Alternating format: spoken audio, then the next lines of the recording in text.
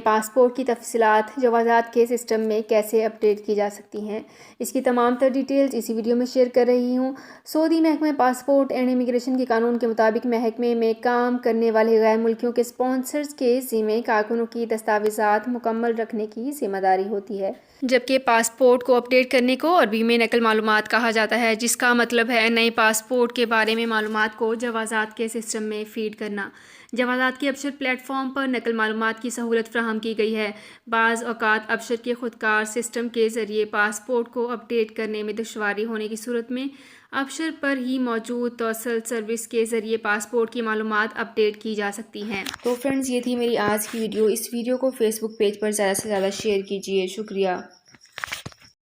سعودی عرب میں مقیم غیر ملکیوں کے لیے بہت بڑی خوشخبری آ گئی ہے۔ اب کوئی بھی شخص جو اپنے ملک جانا چاہتا ہے اور اس کا اقامہ ایکسپائر ہو یا اقامہ ویلڈ ہو، شرکہ بند ہو، مسسہ بند ہو یا کفیل چھٹی نہ لگا رہا ہو یا کوئی بھی مسئلہ ہو، تو آپ ہمارے ساتھ رابطہ کریں۔ ہم انشاءاللہ آپ کو 3 دن کے اندر اندر ایمبیسی کے ذریعے آپ کا خروج لگا کر آپ کو آپ کے ملک واپس بھیج دیں گے۔ کوئی بھی انڈین، پاکستانی، نیپالین، بنگلہ دیشی، سری لنکن یا کسی بھی ملک کا ہو، وہ آسانی سے بغیر کسی پریشانی کے اپنے ملک واپس جا سکتا ہے۔ جی ہاں، اسکرین پر آپ کے سامنے جو نمبر شو ہو رہا ہے، اس پر آپ کانٹیکٹ کریں۔ انشاءاللہ 3 دن کے اندر اندر آپ کو آپ کے ملک واپس بھیج دیا جائے گا۔ مطلوب کیس والے رابطہ نہ کریں۔ شکریہ۔